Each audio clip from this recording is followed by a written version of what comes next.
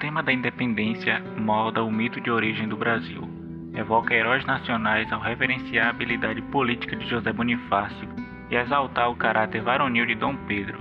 Rememora incessantemente o fato histórico que causa, inaugura e irradia a nacionalidade, o Grito do Ipiranga. O 7 de setembro é comemorado com parada militar, desfile escolar, visitas ao Museu do Ipiranga, viagem e piquenique familiar, ensinações teatrais, reprises de filmes como Independência ou Morte de Carlos Coimbra ou Carlota Joaquina de Carla Camurati. De vários modos, este tema permeia o cotidiano sem perder sua aura mítica. Pelo contrário, ao entranhar-se no cotidiano, adensa sua dimensão mítica, revolvendo-a e expandindo-a. Esses são os 2 primeiros parágrafos do livro A Independência do Brasil, de Yara Liz Carvalho Souza. Esse texto está aqui porque o tema de hoje, do nosso episódio de retorno às atividades de dicotomia, vai ser para relembrar, repensar um pouco sobre o bicentenário da independência que vai se aproximar e que talvez esse episódio não seja lançado no dia 7 de setembro. Então, para acompanhar no episódio de hoje, vai estar comigo Adler. Oi, gente, como é que vão? Brena também está aqui comigo. Oi, pessoal, e aí? E como eu já disse, eu, Enio, estamos aqui para fazer essa gravação. Mas antes disso, a gente gostaria de falar um pouco que a gente estava parado por um tempo, estava um tempo sem episódios aqui mais longos, só mais no formato expresso, porque o Dicotomia estava passando por um processo de seleção, isso mesmo, um processo seletivo, em que novos membros acabaram entrando. Então, quem poderia imaginar que um dia a gente ia crescer e duplicar de tamanho, na verdade, mais que duplicar de tamanho, né? Novos membros entraram e novas funções acabaram sendo criadas e em breve, logo em breve, vocês verão, ouvirão, na verdade, outras vozes aqui no Dicotomia. Então, Brena, você pode fazer as honras, citar essas pessoas, se puder. Claro, primeiramente, agradecer por essas pessoas terem participado do nosso processo seletivo e parabenizar as meninas que passaram e que agora fazem parte da Dicotomia, que serão novas vozes desse nosso podcast. Então, a gente agradece e dá as boas-vindas para Ana Clara Torres, para Anne Gabriele, para Joara Silva e quem mais, Adler? Para Maria Milena, para Maria Rita, para Thaís Alves, para Luísa, para Sandriele e para Vitória Cristine. São muito bem-vindas, espero que se sintam muito bem aqui dentro da Dicotomia. E tenho certeza que a gente quer muito contribuir com o crescimento dessas novas integrantes e também quer que elas também incluam muito e acrescentem muito no Dicotomia. E isso já pra gente vai ser um grande salto, um pequeno passo para a humanidade, um grande salto para o Dicotomia. Mas é isso, sem mais delongas, vamos rodar a vinheta, né? Because China ist dramatisch. ¿Cómo se dice en inglés? Me siento orgulloso. Não existe dicotomia. Dicotomia Podcast. Então, como eu já disse, no episódio de hoje a gente vai falar um pouco sobre as comemorações do bicentenário, pensar um pouco figuras um pouco esquecidas, como José Bonifácio, algumas mulheres que foram importantes para a luta da independência na Bahia, e também trazer algumas reflexões pensando o contexto atual, que nas comemorações desse ano, dos 200 anos, eu acho que todo mundo viu que há a ilustre chegada de um coração do príncipe, do Dom Pedro I. Aí você fica, como assim um coração chegando ao Brasil de um cara que morreu há não sei quantos anos? Além disso, a gente vai tentar falar um pouco sobre as relações do Brasil e Portugal, essa dívida histórica que Portugal carrega e como é que a gente pode pensar essa nossa relação de um país independente ou não. Sim, é muito interessante pensar nesse episódio aqui, porque eu tenho que falar isso daqui, porque quem escuta mal imagina que a segunda vez que a gente grava, eu não vou conseguir continuar sem falar essa coisa aqui, porque eu tô rindo muito, porque a gente age naturalmente, como se nada tivesse acontecido. Essa é a habilidade do podcaster, fingir que nada aconteceu.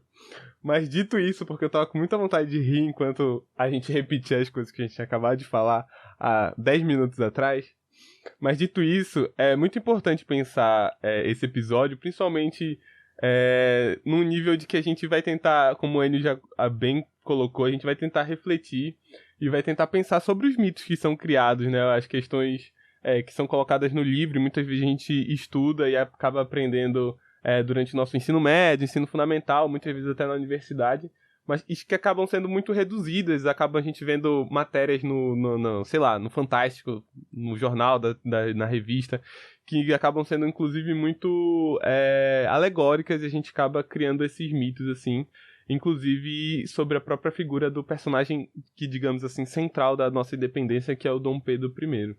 Acho que a gente pode, inclusive, começar com Brena, falando um pouco mais sobre esse contexto histórico que vivia o Brasil e sobre como foi que aconteceu essa situação da independência brasileira e como que a gente pode, a partir daí, já derrubar alguns mitos, algumas histórias que a gente acaba aprendendo e reproduzindo durante muitos anos, especificamente 200 anos aí. Então, Brena, 10 honras de iniciar propriamente o nosso conteúdo do episódio. Então vamos lá, né, gente?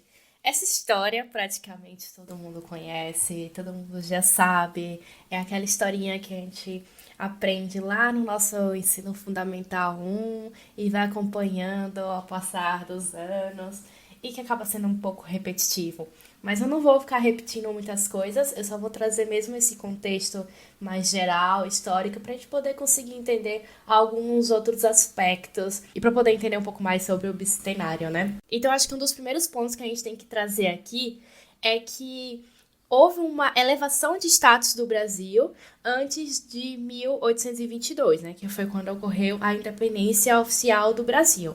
Porque lá em dezembro de 1815... o Dom Pedro I ele tinha elevado o status de Brasil de uma colônia, deixou de ser conhecido como uma colônia de Portugal para ser chamado de um Reino Unido de Portugal, Brasil e Algarves. Então, a gente consegue perceber a importância que é atribuída, né, ao Brasil já alguns anos antes da independência com Portugal. Só que daí, entre esse período de 1815 e 1822, a gente começa a perceber que ocorre esse crescimento de uma insatisfação e também de um movimento assim, para uma liberdade política entre o Brasil e Portugal. Então, esse desejo de independência começa a crescer. Outros aspectos também que acabam influenciando é que a economia da colônia portuguesa, né, por Brasil, não estava indo muito bem. Portugal já tinha colocado impostos mais altos e tudo mais. Então, todos esses aspectos juntos acabam contribuindo para que, em 1822, acontecesse, no dia 7 de setembro, esse episódio que nós conhecemos, que é o da independência do Brasil em relação a Portugal. Então, só que alguns meses antes, lá em janeiro de 1822... a gente tem o famoso Dia do Fico, que foi quando o Dom Pedro I decidiu realmente ficar no Brasil, assumir, né, essa responsabilidade. E então, alguns meses depois, acontece o tão conhecido Dia da Independência, o 7 de setembro. Uma outra coisa também que é válido a gente entender é que a Declaração de Independência do Brasil foi assinada alguns dias antes, foi no dia 2 de setembro, e foi assinada pela princesa Maria Leopoldina. Ela que assinou. Então isso é bem interessante, gente, destacar, porque foi uma líder feminina que assinou essa declaração, algo tão importante para a construção da história do nosso país, né? Outra coisa que fica bem evidente também pra gente é essa contradição desse processo de independência do Brasil, porque ele acabou gerando uma forma de uma monarquia constitucional representativa. E essa foi uma estratégia política para que a família real conseguisse manter a sua influência no território, né, aqui no Brasil, nesse contexto que era tão urgente a questão do processo de emancipação das Américas. Ou seja, nesse contexto em que várias colônias portuguesas, colônias espanholas, estavam passando por esse processo de independência, o Brasil se via pressionado, né, a coroa portuguesa se via pressionada em libertar também o Brasil, por causa de várias influências de várias pressões internas e pressões externas. Então, isso também foi uma das coisas que influenciaram bastante nesse processo e que também ficou muito evidente essa questão dessa independência contraditória, digamos assim, né? Porque o Dom Pedro I, ele acabou se tornando, um caso, o imperador do Brasil, a partir de outubro, né, de 1822. E a partir daí nós temos aquele período que a gente conhece, que sabe quando a gente está estudando História do Brasil, a gente separa no nosso livro, no nosso caderninho lá, todos os períodos brasileiros? Então, esse período logo após foi conhecido como o primeiro reinado, né? Então, daí a gente consegue puxar para um assunto de construção de uma imagem do Brasil, a construção de imagem do que é ser brasileiro. E daí nós temos a questão de uma justaposição de elementos novos com elementos antigos. Isso é muito evidente no livro Brasil, uma biografia, da Lilia Schwartz e da Heloísa Starling, que é um vídeo muito interessante. Se você vai fazer Enem esse ano, está se preparando, ou você gosta de estudar sobre a história do Brasil e quiser se aprofundar um pouco mais, é um livro muito interessante. Eu posso até deixar na descrição do episódio o capítulo certinho que vai falar sobre a independência do Brasil, porque tem vários fatos assim interessantes que a gente acaba não vendo quando a gente está estudando a independência do Brasil de uma forma mais geral na escola, né? Então, nesse livro ela vai falar sobre isso, sobre essa questão dos elementos novos e antigos em uma posição que estão lidando em conjunto, né? Para poder justamente conciliar os interesses de Portugal e também para poder conciliar os interesses dessa independência, das pessoas que buscavam a independência do Brasil e de Portugal. Quando a gente fala também sobre essa questão da imagem nacional brasileira, dessa construção, a gente vai falar sobre a questão de símbolos nacionais que também vão começar a ser desenvolvidos nessa época. Então, a nossa bandeira, que é a bandeira do Império do Brasil, aí também vai falar sobre a questão do hino nacional, e também vai vir todo aquele questionamento, aquela reflexão sobre o povo, sobre a nação e sobre nacionalismo. Vale lembrar que a gente fez em 2020 uma série de episódios, 3 episódios falando sobre essa relação de povo, nação, nacionalismo, falando sobre símbolos como a bandeira e alguns outros aspectos como o nacionalismo negativo. Então, é o episódio 6, o 7 e o 8. Então, acho que é uma ótima dica, vale para se você quiser saber um pouco mais, entender sobre esses aspectos que envolvem o Brasil, a independência, a construção de toda essa imagem, dessa identidade brasileira. Nada melhor do que pensar essa construção dos símbolos que Brena deixou essas recomendações. Como ela disse, né, esse imaginário criado a partir da pintura do Pedro Américo, que cria toda essa ideia de um Brasil, do grito do Ipiranga e tal, e como isso acaba criando um grande imaginário, né, daquele processo. Novelas retratam esse processo de forma como se fosse uma coisa majestosa, maravilhosa, mas quando a gente vê a historiografia mais a fundo, vê que não foi bem assim. E como o Brena disse, esse processo meio dúbio de que o Brasil, o Dom Pedro antes fazia parte do Brasil Império e depois foi parte do processo de independência e continuou como líder. Então você fica, como assim? Um país é independente e continua o mesmo líder, né? Aí dá toda essa questão, controvérsia da formação do Brasil. E além disso, dá essa sensação de que houve um processo que foi totalmente pacificado, que foi uma coisa sem lutas, não teve disputas, mas Brena trouxe um pouco, foi um processo mais demorado. E de fato houve lutas, principalmente na Bahia. Para quem é da Bahia como eu, durante o ensino de história, retrata a figura de algumas pessoas que foram importantes no processo de independência na Bahia. A gente vê muito falando sobre muitas revoltas que tiveram e 3 figuras são normalmente rememoradas e são trazidas e são abordadas no ensino, alguma com mais preponderância do que a outra, que é o caso da Maria Quitéria, né, que eu acho que quase todo mundo conhece a história, que foi uma mulher que se disfarçou de homem para poder lutar no exército imperial, para poder combater os portugueses. A segunda seria a Joana Angélica, que era uma freira que se tornou um mártir por recusar e se colocar na frente dos portugueses para eles não entrarem numa igreja, se eu não me engano. E a última é a menos celebrada assim por dois fatores, por ela ser uma mulher negra e ex-escrava, que no caso é a Maria Filipa. Ela era uma mulher que vivia, se eu não me engano, na ilha de Itaparica, e ela era marisqueira. Ela colocava os portugueses para correr, queimando o barco, liderando grupos enormes de pessoas de vários grupos étnicos, seja brancos, malês, que no caso tem essa forte influência, né, na cultura baiana dos malês, a revolta dos malês, a gente vê isso, e negros ex-escravizados. Ela liderou de fato esses grupos e contra os portugueses, né? Foi todo um processo de batalha na Bahia, por exemplo. Por isso que, para quem é de fora, assim, às vezes, e não tem muita noção, ou até pessoas fora do Brasil vêm para a Bahia, sei lá, acha que tá baixa temporada, vem 2 de julho, tá lá a Bahia toda em festa, Salvador, vários desfiles, vários cortejos, várias comemorações, por conta disso. Porque foi quando o 2 de julho é o símbolo de quando a Bahia falou que aqui o Brasil é independente de Portugal.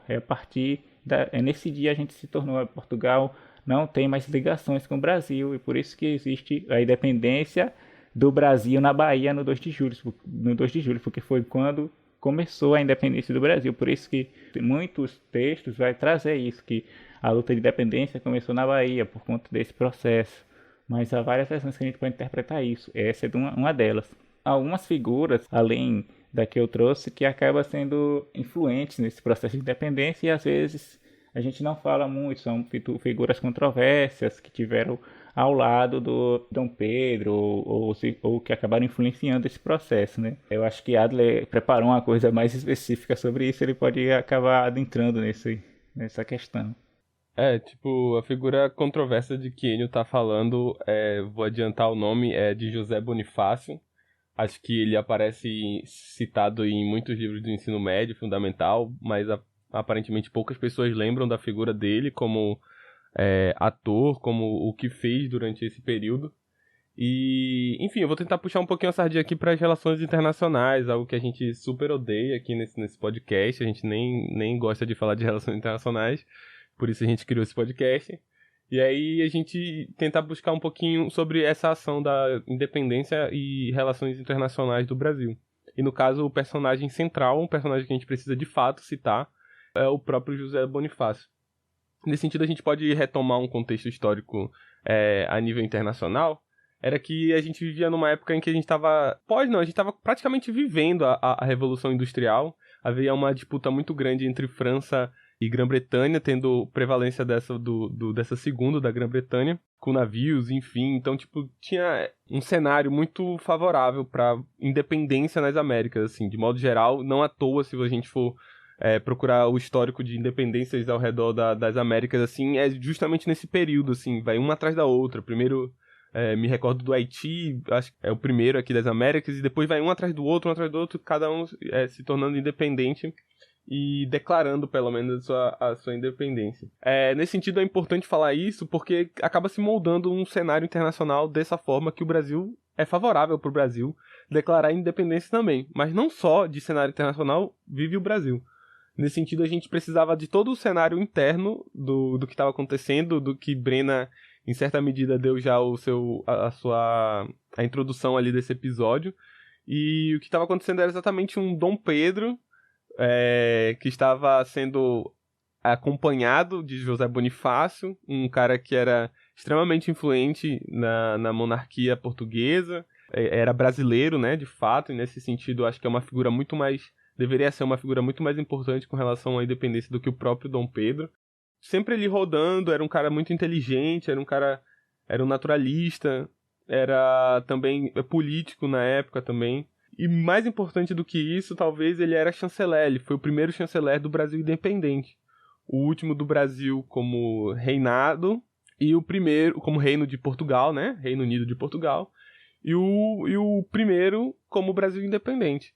E nesse sentido, o José Bonifácio acaba trazendo um aspecto que eu acho que é extremamente importante pro cenário brasileiro e para a ideia do Brasil como independente, que era a procura de um Estado único, de um país que pudesse não se tornar mais independente, mas que se mantivesse unido e principalmente buscando o seu lugar no cenário internacional. Acho que, assim, de certa medida, é um pouco difícil falar sobre um cenário internacional naquela época. Não sei se ele estava pensando exatamente isso, mas acabaria sendo um resultado disso.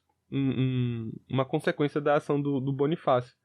Então, o Bonifácio, ao decorrer da sua atuação como chanceler e como amigo de Dom Pedro, acabou sempre influenciando e por isso foi muito mal visto, principalmente por portugueses, que viam a independência brasileira como uma traição de Dom Pedro, que viam isso como uma coisa muito negativa.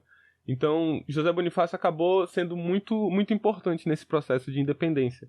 Vale reforçar aqui, ressaltar, que inclusive o próprio Barão do Rio Branco, que a gente fez um episódio aqui no Dicotomia também, se referia ao José Bonifácio como um ícone aí da independência do Brasil. Então, o próprio José Bonifácio serviu de inspiração pro Barão do Rio Branco, e aí, se você for der uma lidinha mais aprofundada na história do Bonifácio e escutar o episódio do Dicotomia, você vai perceber que existem muitas semelhanças, inclusive parecendo que um aprendeu com o outro. No caso, o Barão do Rio Branco parece ter lido, aprendido, pelo menos pego a essência do que foi o Bonifácio.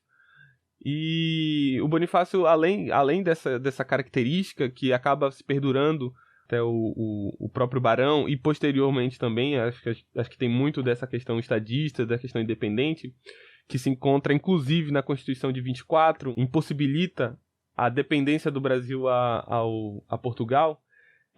Além de todos esses aspectos, o Bonifácio atuou em ações bilaterais. Cabe aqui destacar um caso que ele defendeu, foi o primeiro logo caso que ele começou a defender e brigar, que foi uma questão contra a Argentina na região de Cisplatina, ali na região da Bacia do Prata. Então, todas essas relações que aconteciam no Brasil daquela época tiveram muita relevância e muito do dedinho do Bonifácio, principalmente essa questão da independência. Bonifácio era um cara muito articulado, e eu acredito, pelo que eu vi, pelo que eu li pra falar nesse episódio, que ele foi um personagem muito importante nesse cenário, que influenciando principalmente o Dom Pedro I. Acho que existem outros, enfim, acho que existem inúmeros personagens que a gente conseguiria destacar aqui como personagens que foram importantes para a construção da independência, mas que acabam não aparecendo pintado na tela, né? A óleo, não aparece num cavalo, enfim, com a espada em punho, erguida, e acabam não tendo seu devido mérito com relação a isso. Eu não sei qual é a visão de Brena e de Enio com relação ao Bonifácio. O Enio já até adiantou um pouquinho, fala que ele é um ser um tanto controverso, mas eu gostei muito de ler sobre o Bonifácio e consegui ver ele muito como uma figura muito importante, principalmente por ser brasileiro, né? Uma questão interessante também trazer do Bonifácio, igual você disse, né? Justamente por ele ter essa percepção, se for uma pessoa mais articulada, a gente tem que estar sempre lembrando que durante esse processo, o Brasil era basicamente a principal forma de riqueza era traficando gente, era a escravidão e esse processo. E o José Bonifácio, apesar de ser essa pessoa controversa, tem falas polêmicas sobre os africanos, ele teve essa relação um pouco com esse movimento abolicionista inglês, e ele, quando atuou enquanto deputado, né, no Brasil, acho que em São Paulo, se eu não me engano, foi um daqueles que pressionavam por um momento pela abolição da escravidão, mesmo que não sendo de uma forma abrupta, mas gradual, porque ele sabia que era uma coisa que lá fora estava sendo inaceitável e que isso estava dificultando de fato as relações do país com os outros, né? Dos países que ainda praticavam, que ainda tinham esse meio de riqueza e prática terrível. A gente sabe que a escravidão gerou nesse período muitos viscondes e muitos barões, mas Bonifácio teve uma influência nesse processo. A gente pode pensar nele nesse sentido, apesar de que, como Adler disse, ele é interessante, eu disse ele é controverso, mas ele tem essa certa importância nesse processo, né, também. Então, e é isso que a gente começa a perceber já nesses minutos iniciais aqui do episódio de hoje, é que esses inúmeros personagens, sejam as 3 mulheres, como Enio citou lá da Bahia, seja a Leopoldina, que assinou antes do próprio Grito da Independência, ou o próprio Bonifácio, acabam tomando um caráter um tanto quanto questionador do que é ser dependente, do que não é ser dependente, e inclusive trazendo um aspecto um pouco mais recente, acho que a gente pode passar por essa parte, que também é controverso, que é a própria questão do nosso bicentenário estar sendo comemorado com a chegada do coração de Dom Pedro, né? Pedido primeiramente pelo Itamaraty a Portugal, e Portugal cedendo ao Brasil como forma para comemorar esse bicentenário. Eu sei que Enio vai adorar falar sobre isso, ele é muito fã, inclusive, dessa passagem do coração. Nossa, não poderia ser mais fã. Melhor omitir algumas informações, algumas falas. Sério, o negócio, como é que... Tipo, uma coisa que gastou milhões, né? Que ninguém sabe quanto vai ser, mas é um custo elevadíssimo. Até hoje eu espero alguma reportagem falando sobre as despesas desse coração, hein? Só tô aguardando. Pois é, mas não vai ter não. Não vai ter não. Em breve vai sair aí Sigilo de 100 anos. Mas enfim, você pensa, igual eu trouxe no início a citação, que diz que o 7 de setembro é esse momento que é um momento mítico, que a gente vai, tipo, mais ou menos retorna ao passado e tenta aplicar isso e ver isso no cotidiano. Isso toma outras versões e se expressa de diferentes formas na nossa contemporaneidade. E a gente vê com essa chegada do coração exatamente isso acontecendo nessa passagem, porque a ideia de trazer esse coração de fato saudar um Brasil, tipo, de heróis míticos que superaram toda uma narrativa perfeita de um Dom Pedro, um grande líder que foi importante, mas na verdade a gente sabe que Dom Pedro é um cara que foi impotente, era um cara medroso. Vai ter o filme aí que saiu a semana passada, inclusive eu recomendo quem quiser assistir, eu nem assisti, mas eu queria ver, que é A Viagem de Dom Pedro, que é o filme com o Cauã Raymond. Traz um pouco desse aspecto do Dom Pedro ser uma pessoa mais impotente, tanto no sentido político como no sentido sexual mesmo, de não poder ter filho, essas coisas. E traz outras perspectivas, coloca outros personagens, figuras negras, central nesse processo de independência. Mas enfim, essa chegada do coração, a gente consegue pensar, né? Qual a finalidade, como eu disse, para isso tudo. O cara que de fato não fez muita coisa para o Brasil, quando a gente vai ver, estava sempre por trás, tem esse braço direito, que igual o Adler falou, de ser o Bonifácio, mas que está sempre relembrado e celebrado, né? É um grande herói, chega como honras de chefes de Estado. Olha, um coração chega com honras de chefe de Estado. Para pensar um negócio desse, tipo, o cara vai chegar, vão bater continência, cantar hino, vai ter marcha para um coração de um cara que morreu não sei quantos anos e de fato foi, tipo, sei lá, muitas coisas para pensar. Não sei o que vocês acham mais para não me estender muito.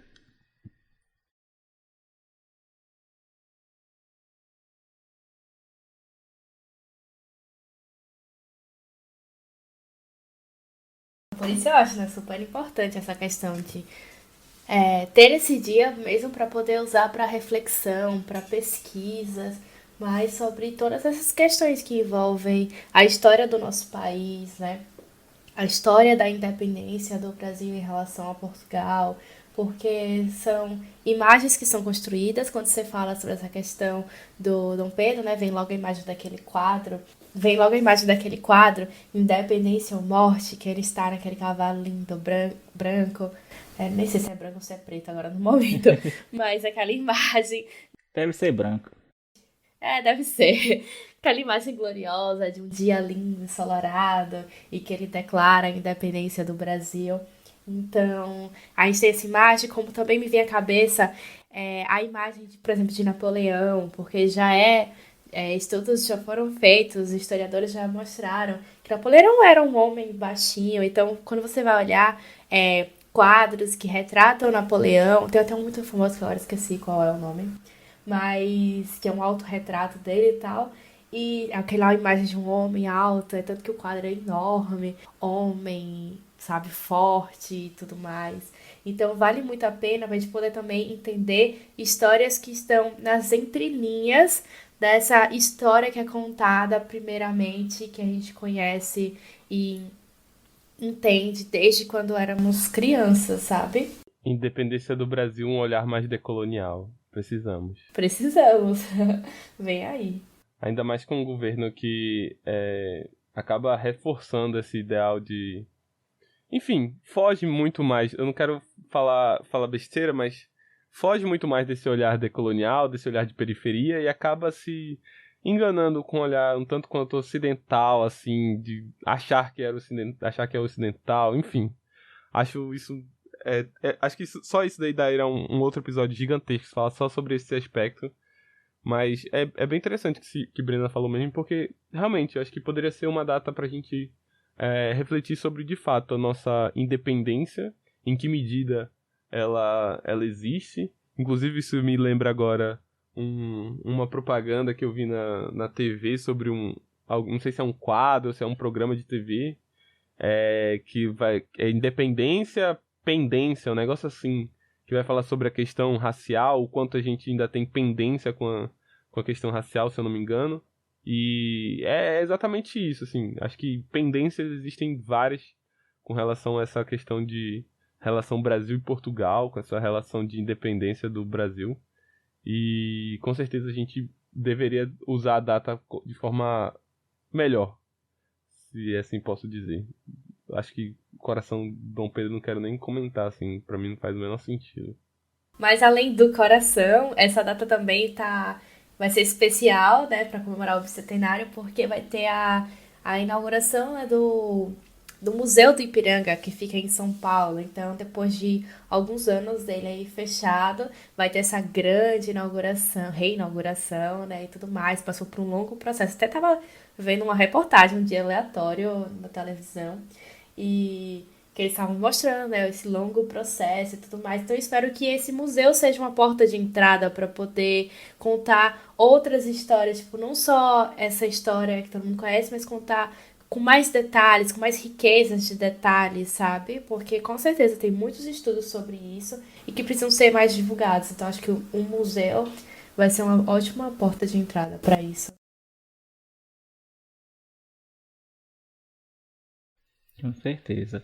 E tratando essa questão da reflexão, eu pensei aqui uma coisa que a gente pode falar para encerrar é que nesses últimos dias, né, que está se aproximando das comemorações, alguns questionamentos, alguns vídeos saem sobre o papel de Portugal e a relação de Brasil e Portugal nesse processo de independência e quais são igual o Adler falou, né, quais são essas pendências históricas que Portugal tem com o Brasil, que tem um vídeo da Deutsche Welle, né, que eles se perguntando se Portugal deveria pedir perdão ao Brasil se devia pedir perdão por conta da escravidão, por conta do processo de colonização e tal. E se alguém quiser ver esse vídeo, vá em paz, veja o vídeo, mas não veja os comentários, porque vai ser show de horrores. Mas no vídeo é interessante porque a ideia do vídeo basicamente é se baseando no que aconteceu em outros lugares. Por exemplo, a Alemanha e Namíbia, porque recentemente, acho que no ano passado, a Alemanha pediu perdão e reconheceu o genocídio na Namíbia, o processo um pouco anterior ao nazismo, mas que serviu basicamente de laboratório para o nazismo, tipo esse processo eugenista e tal. E junto com esse perdão veio tipo uma espécie de doação da Alemanha para a Namíbia, mas só que a Alemanha deixou bem claro que essa doação não fazia parte do reconhecimento de falar, olha, eu reconheço que tudo isso e tal foi, a gente está tentando fazer as pazes do passado. Não, eles deixaram claramente falando, ó, esse dinheiro aqui é uma doação para ajudar as crianças da Namíbia a se desenvolver e tal, ter uma educação, blá blá blá. Por quê?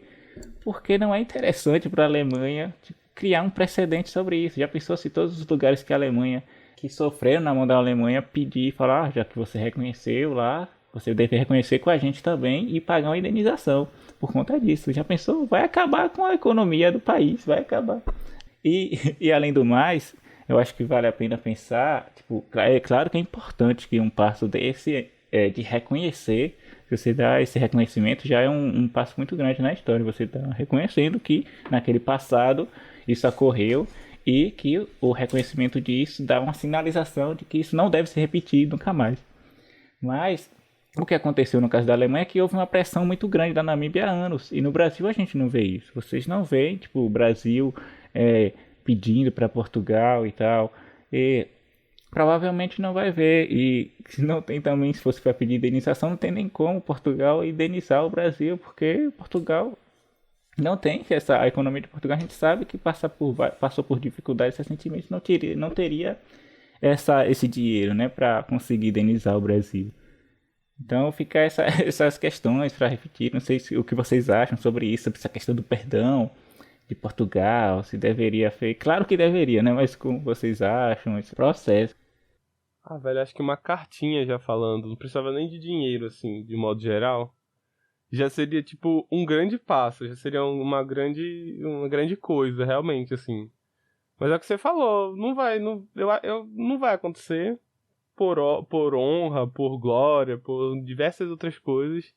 Não vai acontecer para não criar precedentes e por aí vai. Acho que e muito por conta disso que você falou também. Eu acho que as nações ao redor do mundo, muitas nações ao redor do mundo, ainda não têm noção, não se colocaram na posição ainda de reconhecimento de um erro gigantesco que aconteceu durante séculos e séculos e por aí vai. Acho que é basicamente isso, assim. De modo geral, acho que é um pouco utópico imaginar que agora, nesse momento que a gente vive, nações europeias em algum momento se voltariam para a periferia e pediriam ao menos desculpa, sabe? É meio... Apesar de ter acontecido com alguns países, eu já ouvi falar sobre isso, mas acho que é um pouco utópico imaginar que todos façam isso. Enfim, eu acho meio assim... Sou meio incrédulo com relação a isso. Eu também acho, mas eu aceito mais que uma cartinha, viu? Não quero só uma cartinha, não. Por favor, pelo menos peças para botar nos nossos museus. Por exemplo, no museu agora do Ipiranga. É o mínimo. No mínimo, tem que devolver tudo aquilo que foi tomado da gente, assim. Ô, louco! De artefatos que foram levados. Pronto, devolve Portugal inteiro, pô. As senhorinhas tudo devolvendo os colarezinhos de ouro. Já que é para se inspirar no processo Namíbia e Alemanha, tipo, a Alemanha, antes do perdão, eles foram devolvendo alguns artefatos, algumas coisas que foram tomadas da região, né? Então, Portugal poderia fazer isso. Tem uma pedra lá de não sei quantos quilos de ouro que eles acharam em Minas Gerais e para eles foi, meu Deus, a gente achou, tropeçou, olha, um português veio, bateu o pé. Ops, ouro. Podia começar com essa pedra aí ainda. Aqui, ó, foi um processo de escravidão e tal, aqui, exploração, e a gente vai devolver pro Brasil com uma sinalização de todo o processo. Pronto, começa por aí. E é isso, acho que, não sei, acho que a gente pode já se encaminhar pro final, encerrar o episódio. E eu vou aproveitar para abrir a fila, já que esse momento de reflexão, né, é o momento do bicentenário, do 7 de setembro, acho que, além de tudo, serve para refletir mesmo. Para a gente refletir o passado do Brasil, refletir tipo, essa importância desses símbolos, o que esses símbolos representam, o que eles representam atualmente, como que esses símbolos são postos, quais são essas narrativas que são criadas por trás deles. E para isso a gente sempre deixa nossas recomendações. Eu vou começar recomendando, eu nem vou recomendar alguns textos que eu vou falar, porque vai estar linkado aí, mas eu vou recomendar um podcast que é o Projeto Quirino.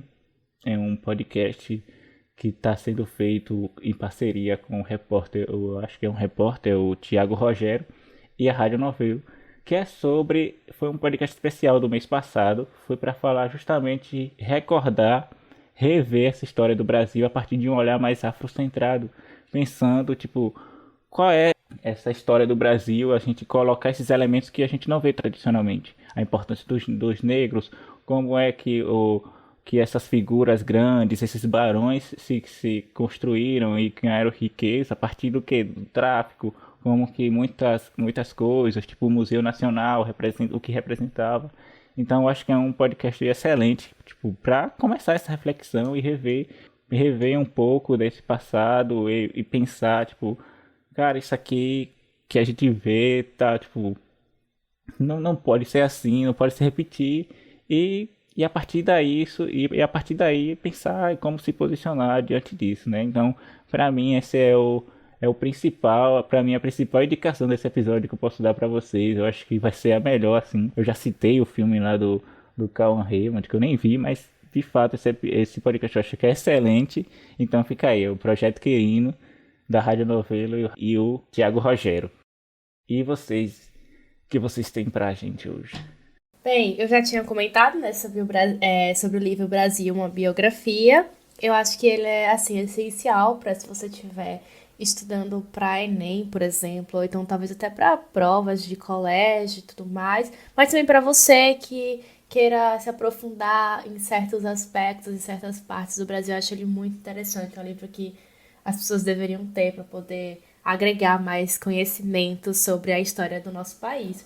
Mas um outro livro também que eu acho, assim, interessante, mas tranquilo, eu li ele há muitos anos, tipo, sério, já tem um bom tempo. Eu nem tava, acho que no ensino médio ainda, acho que era ensino fundamental 2, né, também, que é o do Laurentino Gomes, que ele fez o primeiro livro, né, que foi o 1808, e depois ele fez o livro, a continuação, que é o 1822. Então eu acho esse livro interessante para dar um start aí, para você conhecer de forma assim, mais geral, para relembrar um pouco sobre a história do nosso país.